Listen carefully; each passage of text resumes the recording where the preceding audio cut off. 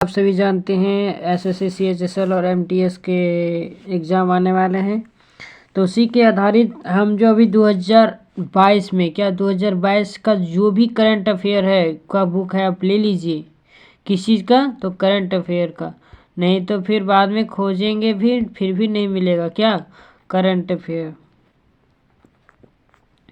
है ना। ज़्यादातर जो प्रश्न पूछे जा रहे हैं तो कहाँ से पूछे जा रहे हैं? तो एक साल के पीछे वाला पूछा जा रहा है। कहाँ से पूछा जा रहा है? जैसे कि आप देख सकते हैं ये 2021 का क्या है, 2021 का जो सीएचएसएल में आया हुआ क्वेश्चन है जीएस का, वो क्वेश्चन है। ठीक है, तो देखिए सबसे पहले प्रश्न क्या दिया है।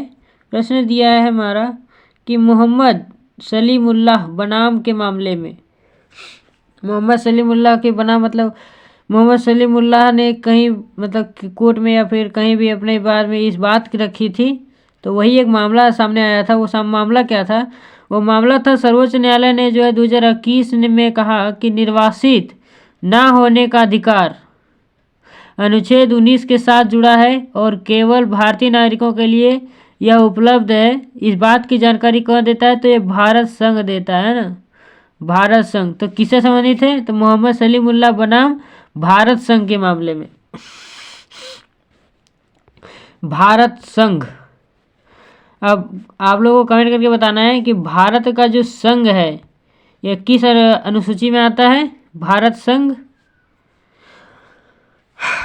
भारत संघ के बारे में आपको सब जानना, यानी अनुसूची जितना भी है संविधान में, जितनी अनुसूचियां हैं सभी को आपको क्या करना है? पढ़ना है। क्या करना है? पढ़ना है। और साथ ही साथ अनुच्छेद को भी ध्यान में रखना है, कौन सा अनुच्छेद में क्या है। ज़्यादातर जो है प्रश्न बन रहे हैं अभी जो हाल फिलहाल की बात करें एसएससी जीडी की, तो वहाँ जो ज़्यादा प्रश्न बन रहे हैं 100 से ऊपर, 100 से ऊपर और 300 के नीचे जो भी आर्टिकल हैं वो सभी आर्टिकल पूछे जा रहे हैं।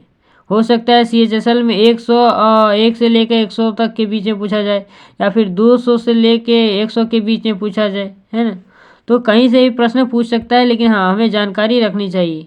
वो ये नहीं देखता है, वो देखता है कि एक आदमी कितने लोगों को हैंडल कर सकता है एक ऑफिसर बनने के बाद।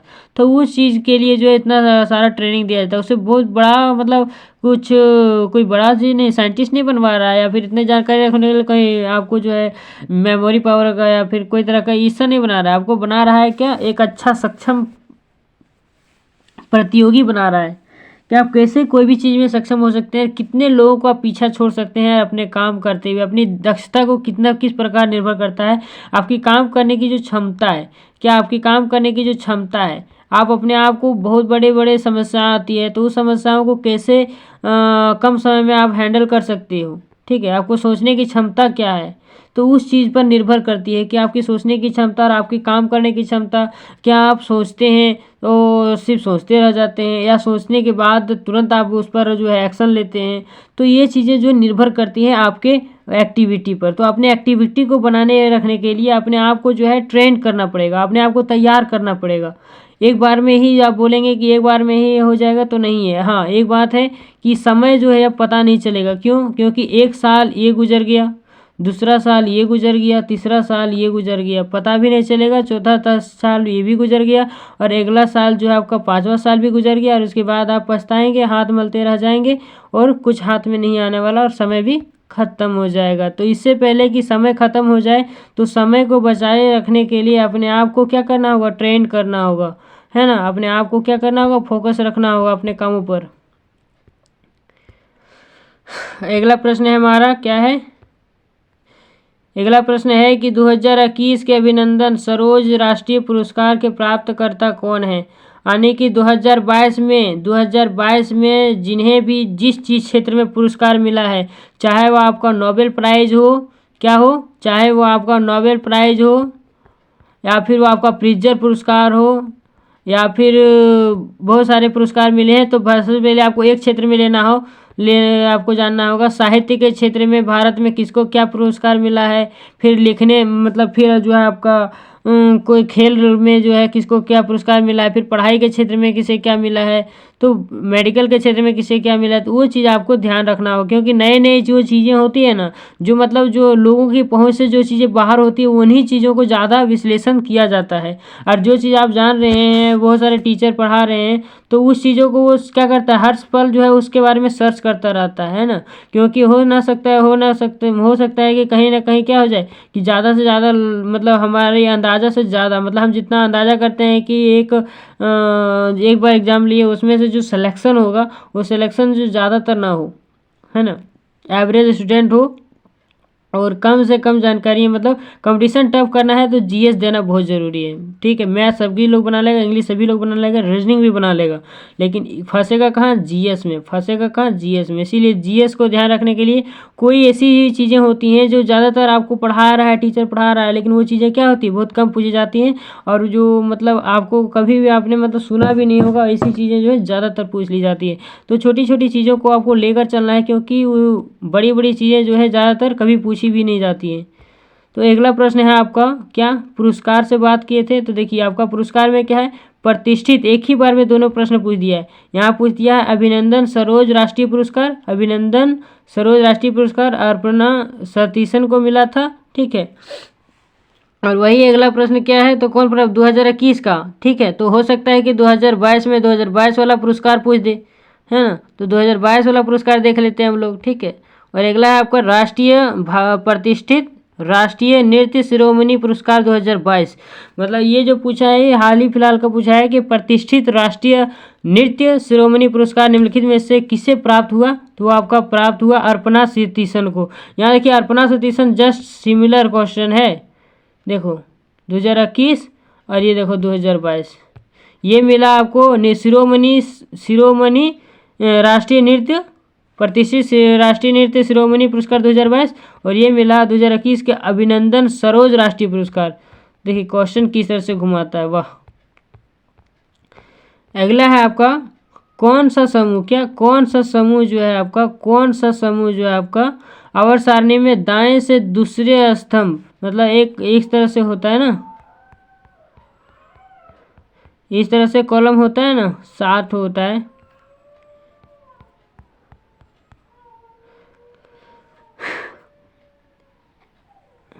तो इस तरह के कॉलम में जो है आपका इस तरह से रहता है। तो वही बोल रहा है कि आपका जो फ्लोरीन है, क्लोरीन है, ब्रोमीन है, फिर कल बाहर आई आंटी वाला है ना, तो वही आंटी वाला जो है तो किस समूह में है, फिर कल बाहर आई आंटी, हीना, नीना और करीना, जेरोक्स रानी, यानी कि 17 नंबर ग्रुप में आएगा। कितना नंबर में, 17 नंबर, मतलब 17 नंबर समूह में आएगा।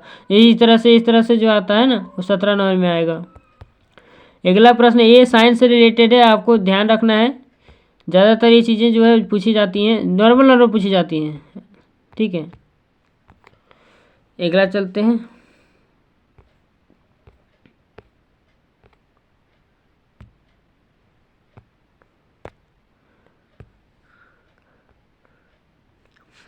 अगला प्रश्न है हमारा कि निम्नलिखित में स्वतंत्रता सेनानियों में से किसकी आत्मकथा जो white I am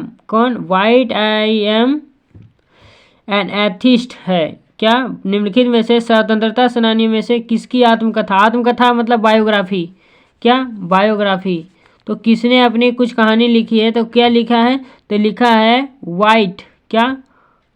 Y am आई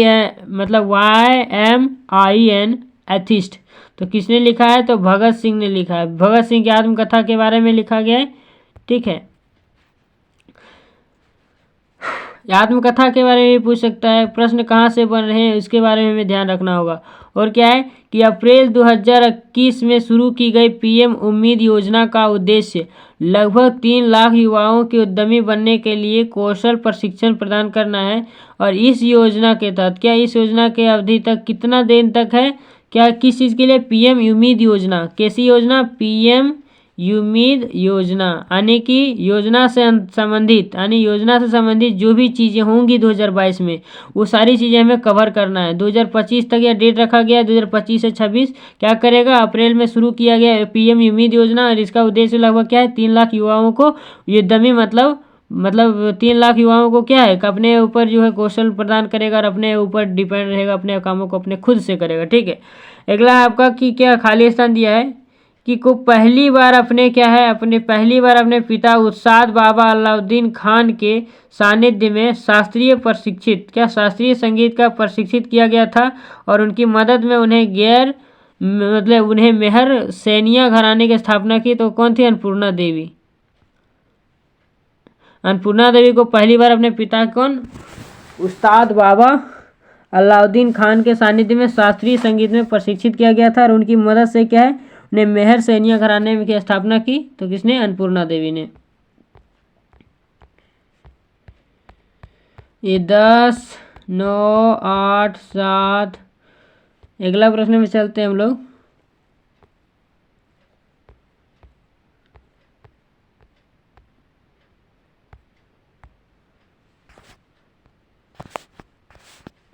अगला प्रश्न है आपका जुलाई 2021 में भारत सरकार ने सामाजिक न्याय और अधिकारिता मंत्रालय ने कौन सी मंत्रालय ने सामाजिक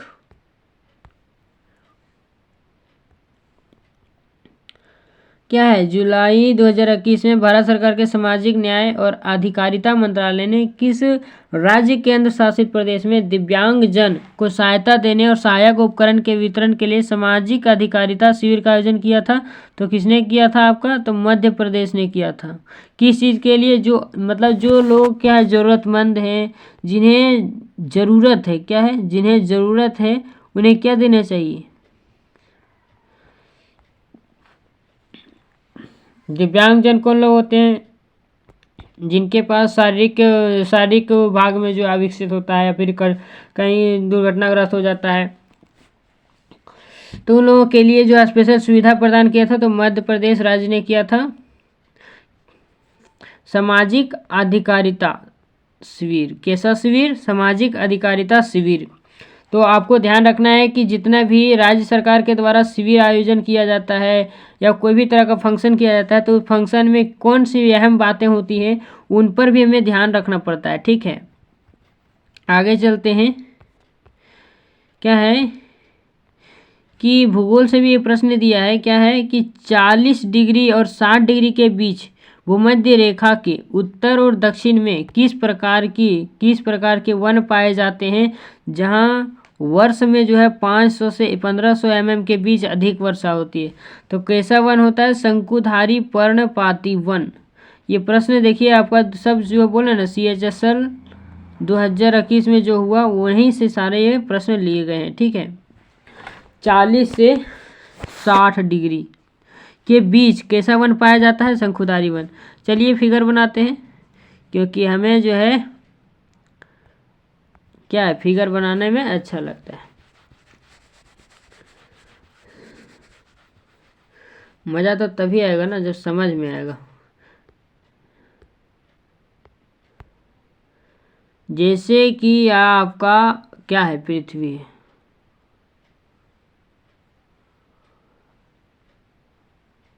और यहाँ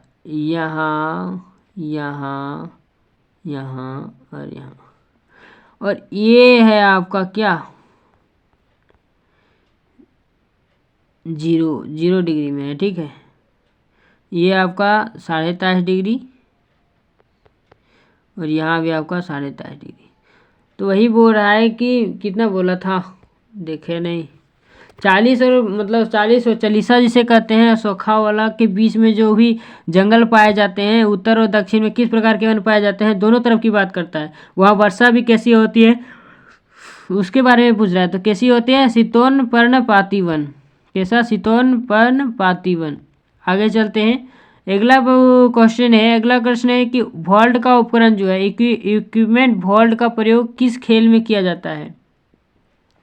देखिए, खेल से संबंधित शब्द भी पूछ रहा है। क्या पूछ रहा है? खेल से संबंधित शब्द भी पूछ रहा है। तो खेल से संबंधित जो भी शब्द होगा उन्हें हम लोग देख लेंगे। तो क्या है? पर्वतारोहण में जो है वॉल्ट उपकरण का प्रयोग किया जाता है। ठीक है,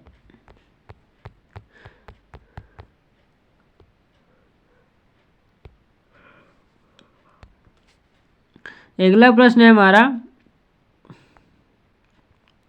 कि भारत में विदेशी मुद्रा भंडार, अब इकोनॉमी से भी प्रश्न आ रहा है, ठीक है।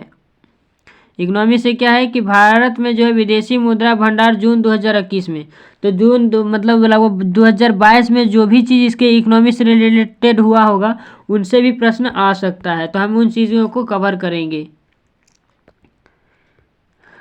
ठीक है। तो विदेशी मुद्रा जो है भंडारण में जून 2021 में सीमा चिन्ह लैंडमार्क को पार कर गया है। तो कितना मार्क पार कर गया? 600 बिलियन जो है पार कर गया है ना। कौन? भारत में विदेशी मुद्रा भंडार के हिसाब से 600 बिलियन डॉलर जो है मुद्रा पार कर गया है। और इनमें से जो है कौन जो है क्या है, इनमें से कौन जो है सेट द बॉय फ्री के लेखक है? तो सेट द बॉय फ्री के लेखक कौन है? तो लेखक है जॉनी मार। कहानी है, कौन लेखक है? Johnny Mars. कैसा क्वेश्चन है? Set the boy free. Set the boy free के लेखक जॉनी मार। जॉनी मार, मार रे जॉनी मार। कैसा मार? Set the boy free. ऐसा बॉय जो फ्री में रहता है। रटना नहीं है, लेकिन बात रह गई कि क्वेश्चन कहाँ से और किस प्रकार से पूछ रहा है। 2 अभी तक ऑटोग्राफ वाला हो गया है, और 1 हो गया है लेखक में, और 1 हो गया पुरस्कार में, 1 हो गया ज्योग्राफी से, और 1 हो गया है आपका खेल से शब्द वाला, और साइंस से भी ले लिया गया है। साइंस से अभी तक एक भी प्रश्न नहीं बना है, ठीक है। आगे चलते हैं। साइंस से एक प्रश्न बना है आवर्त सारणी वाला। अगला आपका उस अवयव की पहचान करें जो प्रकाश संश्लेषण के लिए आवश्यक प्रकाश ऊर्जा को अवशोषित करने में मदद करता है। क्रिस्टी, कैरोटीनॉइड, रिक्तिका, एमाइलोप्लास्ट। तो वो कौन सा आंसर होगा? तो आंसर होगा आपका कैरोटीनॉइड। कैरोटीनॉइड क्या होता है? जो रंध्र के पास पाया जाता है। ये क्या करता है? रंध्र के पास पाया जाता है। ये आपको जो है क्या करता है? प्रकाश को अंदर आने में मदद करता है ना। इस तरह से होता है। जैसे पानी बाहर निकलने होता है तो फूलता है, और अंदर आने का होता है सिकुड़ जाता है।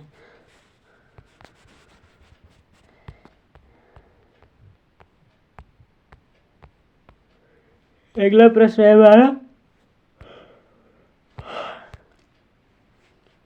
अगला प्रश्न क्या है कि गढ़वाल में रैनी गांव 1970 में किस पर्यावरण आंदोलन के लिए मशहूर है?